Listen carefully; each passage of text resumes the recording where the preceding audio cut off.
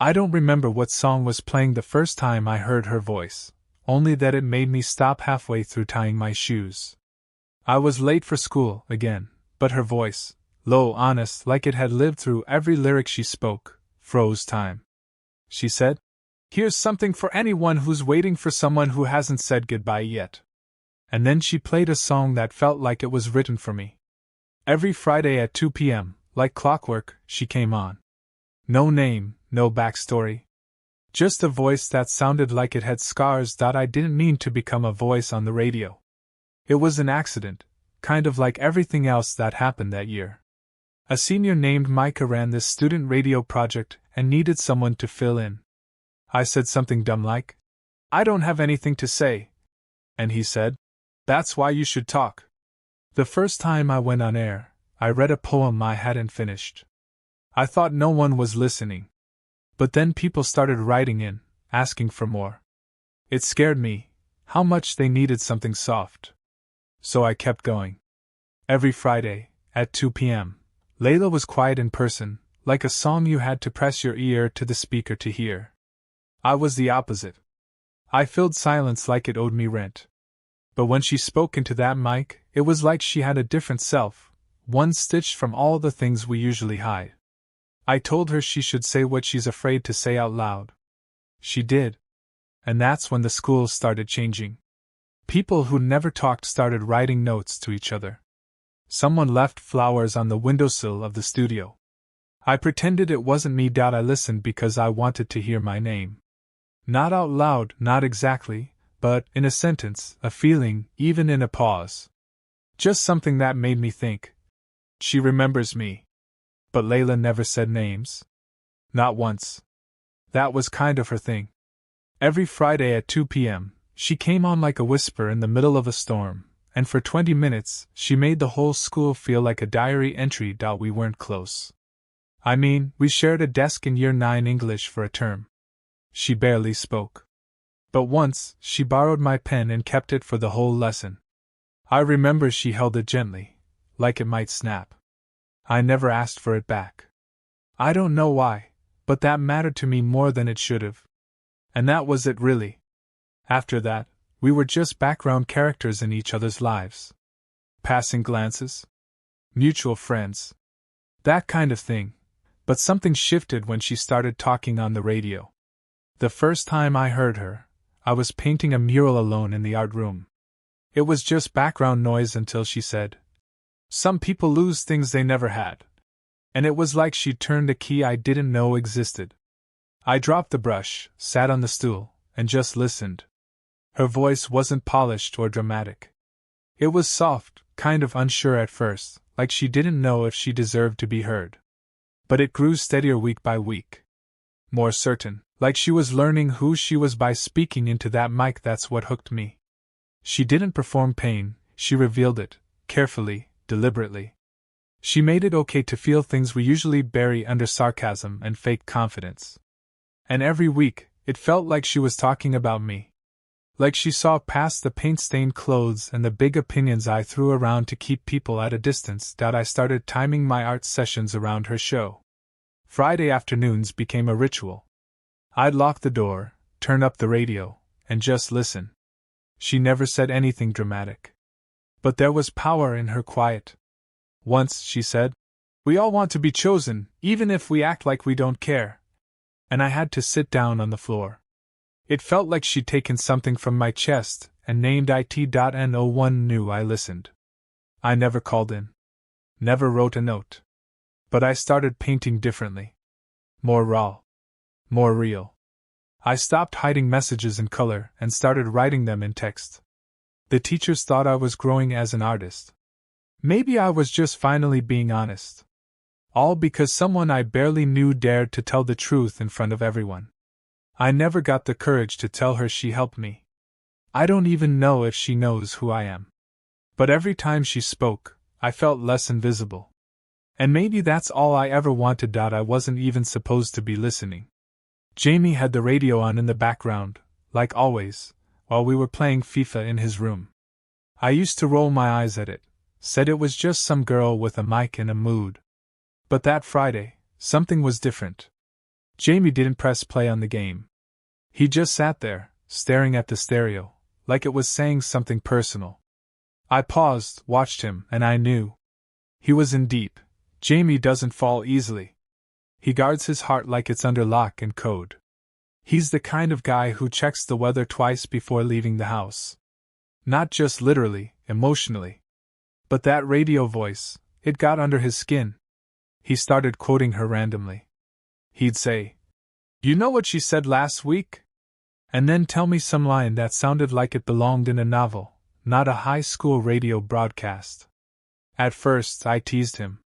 Told him he was catching feelings for someone he didn't know.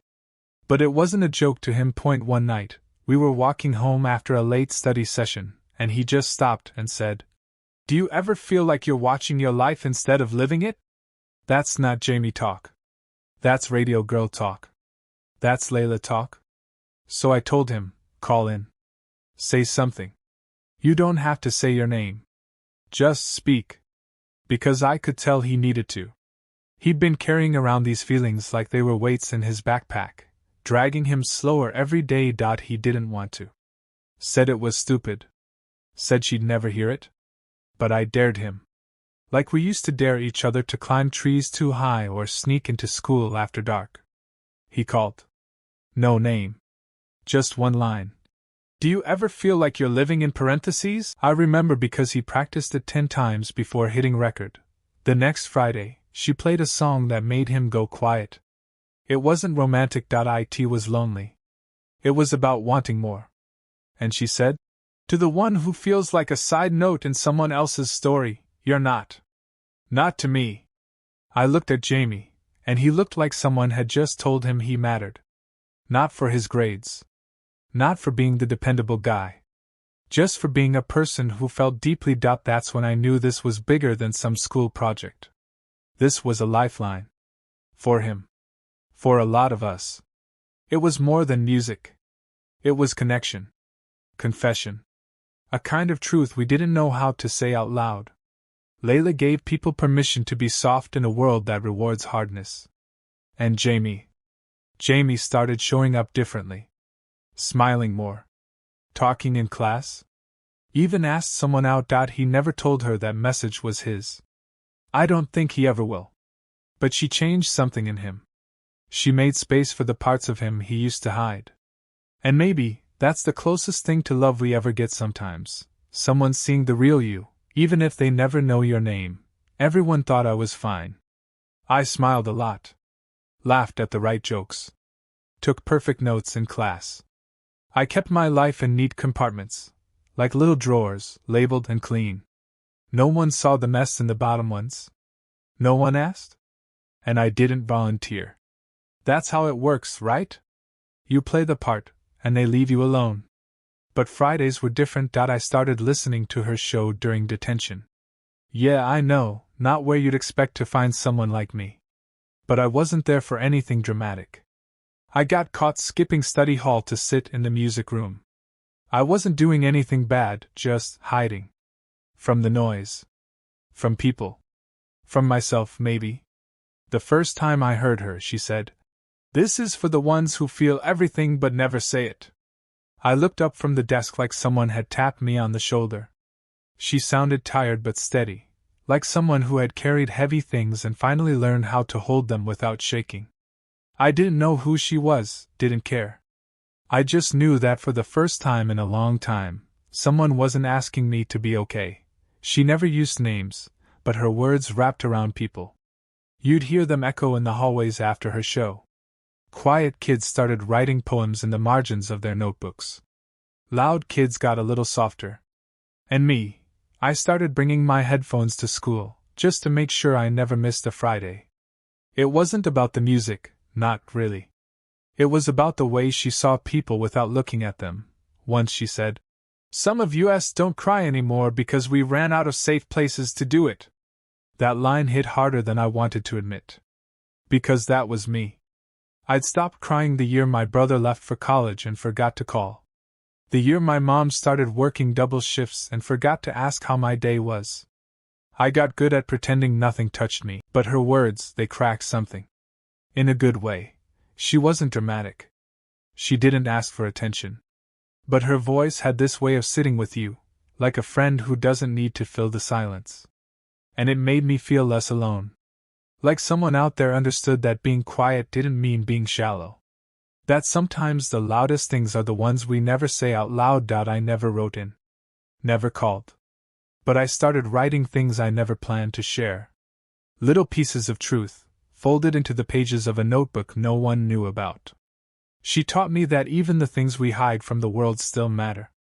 That even if no one sees you, you can still be real. So yeah, maybe she never knew my name.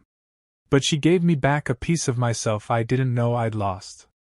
And that matters more than anything. I was the guy who made fun of it. The radio show.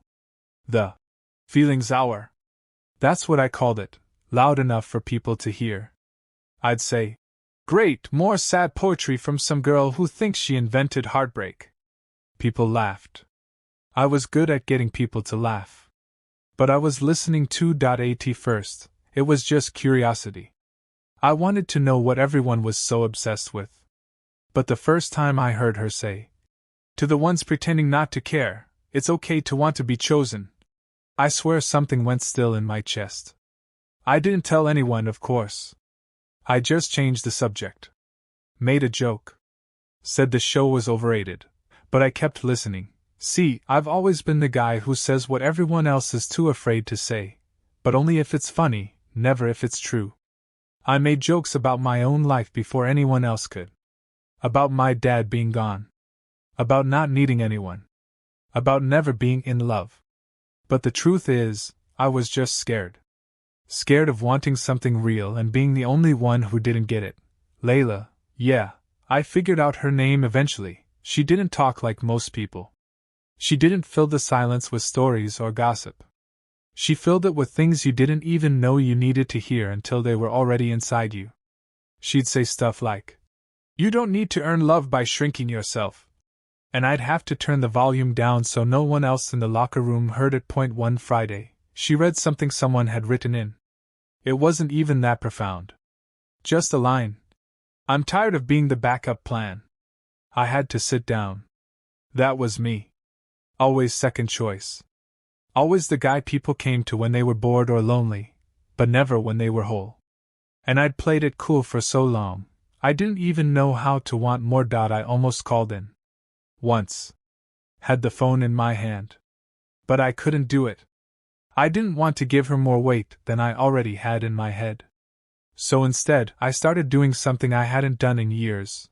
I wrote music. Bad stuff, at first. Sloppy lyrics, unfinished chords. But it was mine. And I only did it after her show. Like her words turned the lock on something. The weirdest part? I think I fell in love with her voice. Not romantically, maybe. But with the way she saw people. With the way she didn't ask us to be impressive, just honest. I started looking at people differently. Giving them more grace. Even started helping out a kid in year 10 who always sat alone. I didn't tell him why. I just sat down and said, "You listening today?" He nodded. We never talked about it. We didn't need to. So yeah, I was the guy who made fun of the radio show. But every Friday at 2 p.m., I was right there with everyone else. Quiet. Listening. Hoping she'd say something that felt like it was meant for me. And most of the time, she did. I transferred mid-year, which is basically the worst time to start over. Everyone already has their people, their inside jokes, their routines. And there I was, new girl with a weird accent, a chipped phone screen, and no one to sit with at lunch. I tried not to care. Told myself it was temporary. Just get through it. But loneliness has this way of creeping into your bones, like winter air under a thin jacket. First week, I found the school radio station by accident. It was just background noise in the library until I heard her voice. She was talking about being in between things, not quite belonging anywhere. My ears perked up. I didn't even know the school had a student-run station, let alone one that spoke like that. It was simple, low volume, but it felt alive. Like someone out there was trying to reach people like me. Every Friday, I made sure I had a seat near a speaker. I didn't know who she was, but her words felt like they'd been plucked from my chest. She wasn't dramatic. She didn't beg for attention. She spoke like someone who understood that most heartbreak isn't loud, it's the quiet kind. The kind that sits with you in the cafeteria while you scroll through your phone, pretending you're too busy for conversation. One Friday she said, "Some of us don't start over, we just continue from the last page no one else read." I wrote it down. Still have it, actually, folded in the back pocket of my old notebook. That line made me cry for the first time in months. Not a breakdown. Just a single tear, right in the middle of a silent library, because I felt seen. People talk about connection like it's all about touch or talking. But sometimes it's just about resonance. About someone putting language to your unnamed ache. That's what she did. Not just for me, I saw it in others, too. The way kids got quieter around that time on Fridays. The way they lingered near speakers like they were waiting for something sacred. And it was sacred in a way. A moment of shared stillness in a world that never shuts up. I never approached her. Didn't feel like I had the right. I mean, what would I say? Thanks for making me feel less alone while I was pretending to be okay? Instead, I started sketching again. Filling notebooks with fragmented faces and half-finished thoughts. She made me feel like that was enough, that unfinished things were still worth holding on to. I never told anyone I listened. But every Friday at 2 p.m., I belonged somewhere. And that was enough to get me through the next week. And the next. Until slowly, I found my footing again. Not because people suddenly liked me, but because her voice reminded me that being alone didn't mean being invisible. I started saying hi to people first. I stopped pretending I wasn't hurt. I started showing up in my own story. So maybe she never knew what she did for me. But she gave me back my edges. My softness. My sense of self. And in a year where everything felt like a blur, those 20 minutes each week were sharp, clear, and undeniably mine. Caleb, it started as a joke between me and my sister. Every Friday, she'd text me at exactly 1:59. "Church is about to start." That's what we called it. Not because it was religious, but because it felt like a ritual. Something sacred. We'd put on our headphones, sit in our rooms, and just listen. I'm not the kind of guy who talks about feelings. Never have been. I'm better at fixing bikes, arguing about film soundtracks, pretending I don't care when people cancel plans. But Layla, yeah, we figured out her name pretty early. She had this way of getting past all that. Like she wasn't trying to get you to talk, just to listen. And sometimes that's harder. The first time I heard her, she said something like, "There's a difference between being strong and being numb." I remember pausing the music I was working on. Just sat there, staring at nothing. That line stuck with me. Because I'd spent the last 2 years pretending I was fine. After my dad left, I convinced myself I was better off without him. I said things like, "It is what it is," and "I don't miss people who quit." But I did miss him. Every day. I never told anyone that. Not my mom, not my sister, not even myself, until she said those words.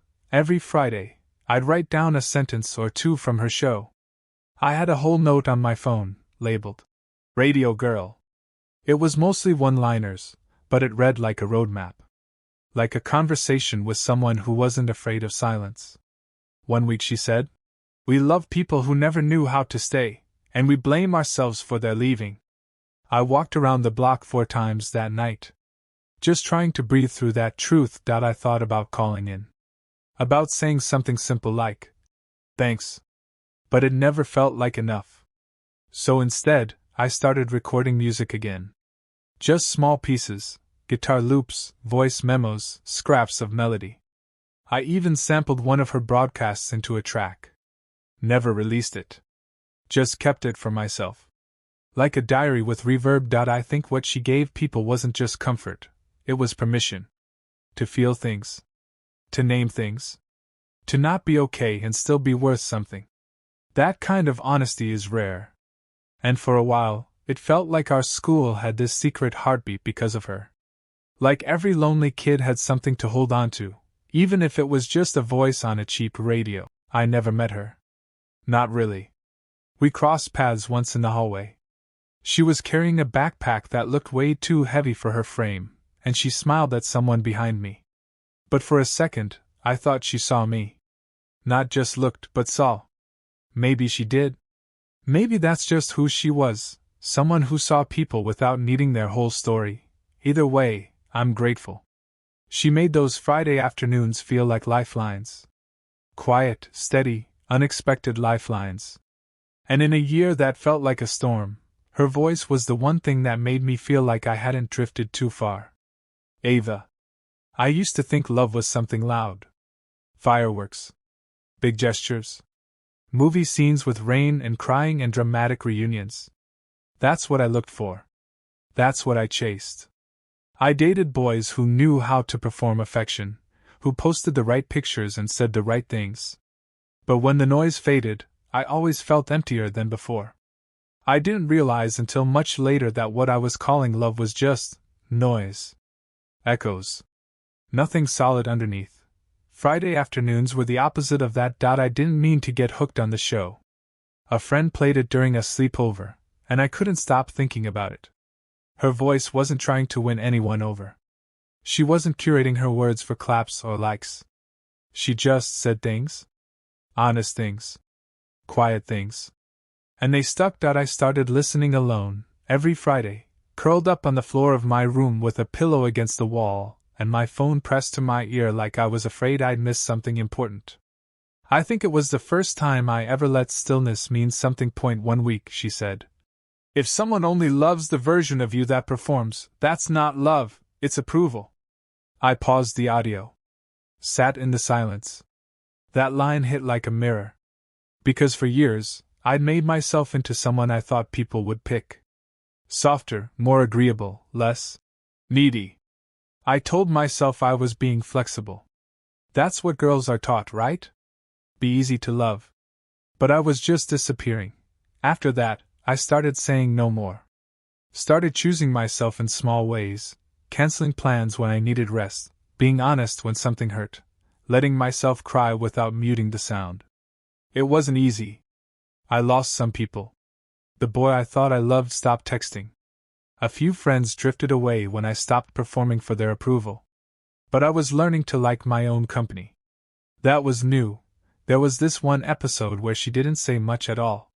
Just played this long, haunting song and then whispered. Some pain isn't meant to be fixed. Only carried. That was the day my mom told me she might be moving again, job stuff. I'd already moved schools twice. I was tired. But those words gave me something to hold. Not hope, exactly. But steadiness. I needed that more than anything. People say radio is dying. That no one listens anymore. But her voice was more alive than anything I saw on a screen. She didn't ask for attention. She just offered presence. And for someone like me, who'd been trained to earn love, being offered something freely felt like rebellion. I still don't know who she was, really. Maybe I don't need to. Maybe the whole point is that she made space for all of us to find ourselves. I never called in, never wrote. But I changed because of her. I started loving people slower, quieter. I started asking myself, not just do they love me, but do I feel seen? Fridays at 2 p.m. weren't just about listening to a show. They were about learning to listen to myself. And that, more than any fireworks or romance movie scene, is what love really looks like. Jordan, most of my friends think I've got it all figured out. I get good grades, I'm decent at sports, I'm the guy who people go to for help with stuff, math homework, resumes, rides home. I played the role well. I like being dependable. But no one ever really asks how I'm doing. They assume I'm always okay. And most days I let them, but Friday afternoons, they became my one soft place. My one reminder that being strong didn't mean being numbed out. I don't even remember how I started listening. Maybe someone left it playing in the student lounge, or maybe I stumbled into it during a study break. But I remember the exact line that hooked me. She said, "There's a cost to always being the one people lean on. Eventually you forget how to lean yourself." I stopped mid-step. That was me. It was like she'd written it just for me. I listened to the rest of the show in silence, barely moving. And from then on, I made sure I was free every Friday at 2. Headphones in. World off. Just me and her voice. I never told my friends. They wouldn't get it. Not because they're mean or shallow or anything, just different. They don't carry the same kind of weight. They've got their people. I've got the image I built around myself. The weird thing is, I think she knew we were out there, the quiet carriers. The ones who hold up the people around them while quietly wondering if anyone sees them. Every week she'd say something that felt like a direct hit. Not always dramatic. Sometimes just a small truth that cracked open something I didn't know I was locking up. I started journaling after her shows. Just a few lines here and there. I didn't call it journaling, of course. I said I was tracking thoughts. Made it sound productive. But really, I was just writing down pieces of me. Things I didn't say out loud. One week I wrote, I want someone to check on me without needing a reason. That was it. And the next week she said, some of us are waiting to be chosen without having to fall apart first. I stared at my notebook for a long time that day. It felt like she'd found the pages I wasn't ready to read aloud. There was a day, near the end of the school year, when everything crashed. College stuff, family stuff, friend drama, it all just broke. I almost skipped the show that Friday, thought I couldn't handle more feelings. But I listened anyway, and that day she said, to the ones who hold everyone else up, rest is not weakness. It's how you keep going. I cried for the first time in years. No drama, no big scene. Just me, my pillow, and the sound of someone finally giving me permission to breathe. I never met her. I don't even know if she knew the ripple effect she had. But her voice gave me a space where I didn't have to be the strong one. Just a person. That's all I ever wanted. So yeah, Friday at 2 p.m.? That wasn't just a show. That was survival. And sometimes it was grace. Layla, I started the show because I needed somewhere to put my own voice. That's the part no one knows. Everyone talks about what the show did for them, how it helped, how it gave them something to hold on to. But what they don't realize is that I wasn't some wise, all-knowing narrator. I was just a girl sitting alone in a room, trying not to disappear. It wasn't meant to be a show at first. I just wandered into the radio room after school one day, trying to find a place to cry where no one would ask me why. The equipment was still on from some earlier program, and I sat down and started talking. Not to anyone in particular, just out loud. And that somehow became the beginning of something. The teacher who ran the station heard it later. Said there was something real in my voice. Asked if I'd be willing to host a short weekly segment.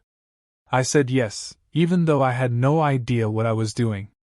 I didn't plan. I didn't script. I just came in every Friday and let whatever had been sitting in my chest fall out into the mic. I was always careful not to name names. Never made it about me directly. But every word I said came from some part of my life. The friend who stopped talking to me without explanation. The relationship that made me feel smaller, not bigger. The pressure to be okay when I wasn't even close. And the worst part, knowing people thought I had it all figured out, when I was quietly unraveling. People started listening. At first, just a handful. Then more. I began to get notes in my locker. Quiet nods in the hallway. A girl in the bathroom once said, I don't know how you know what I'm feeling, but thank you. I didn't know what to say. Just smiled and said, me too. That was the thing. I wasn't giving advice. I was just bleeding out loud. And somehow, that made people feel less alone. But there were days I almost didn't show up. The week my brother got arrested, I almost didn't speak. The day I found out my best friend had been lying to me for months, I wanted to cancel everything. But something in me knew I had to show up. Not just for them, but for myself. Because those 20 minutes on Fridays were the only time I didn't pretend. It's strange being the voice for other people when your own feels like it's fading. But saying the hard things out loud gave me strength. Even if my hands shook. Even if I cried during the song breaks. Even if no one knew how much of what I said was really about me. The truth is, the show saved me just as much as it saved anyone else. So when people say, "You changed my life," I want to look them in the eye and say, "You changed mine too." Because every listener, every quiet kid who tuned in week after week, made me feel like I wasn't shouting into the void. They made me brave enough to keep speaking. Brave enough to stay, not because it was bad. It wasn't. It was too good. Too close. Too honest. I wasn't ready for that. I like things that stayed on the surface. Memes. Games. Parties where no one really talked. I didn't want to feel anything too deeply, because when I did, it felt like I was going to fall apart and never come back together. But my girlfriend loved the show. She'd listen every Friday, headphones in, eyes closed, like she was meditating. And she'd quote it later, random lines, always at the worst times. Like when I was pulling away from her, not texting back for hours, not showing up the way she needed me to. She'd say something like, "People don't leave because they stop caring. They leave because they can't keep carrying the weight alone." And I'd get mad. Defensive, but the thing is, she was right. And so was the voice on the radio. Eventually, I started listening in secret. I told myself I was just curious, just trying to understand what had such a hold on her. But the truth was, I missed her. And I missed the version of myself I was when I was with her. The version I didn't let anyone else see. One week, the show said, "You can't love someone and be afraid of their softness at the same time." That hit hard. Because that's what I did. I loved her, but I pushed her away every time she got too close. Every time she needed more than I felt ready to give. I didn't know how to sit in vulnerability. Didn't know how to admit I was scared. I wanted her to hear that I was trying. But I didn't have the words. So I started writing them. Notes I never sent. Messages I deleted. Apologies I said out loud to an empty room. She moved on before I got there. Found someone who could meet her where she was. And I don't blame her. But the radio show? It stayed. Even after she was gone. Even after I swore I'd never need it again. One Friday, months later, I tuned in just to see if it still made me feel something. And it did. Not pain, not shame, just recognition.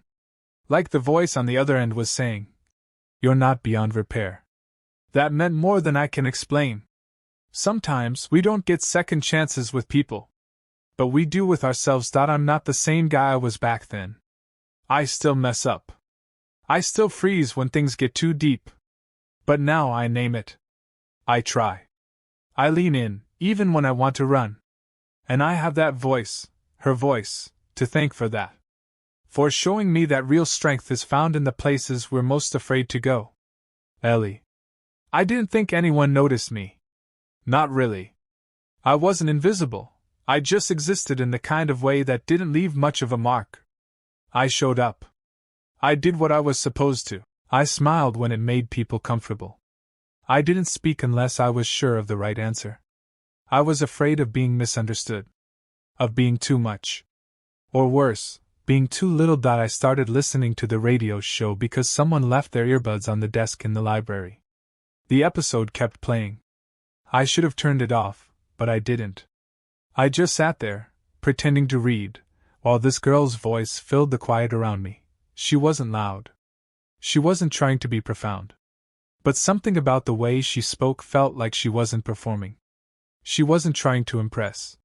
She was just telling the truth, in the kind of way that made you stop what you were doing and feel it in your chest. I started showing up every Friday after that. Found the station. Made it part of my routine.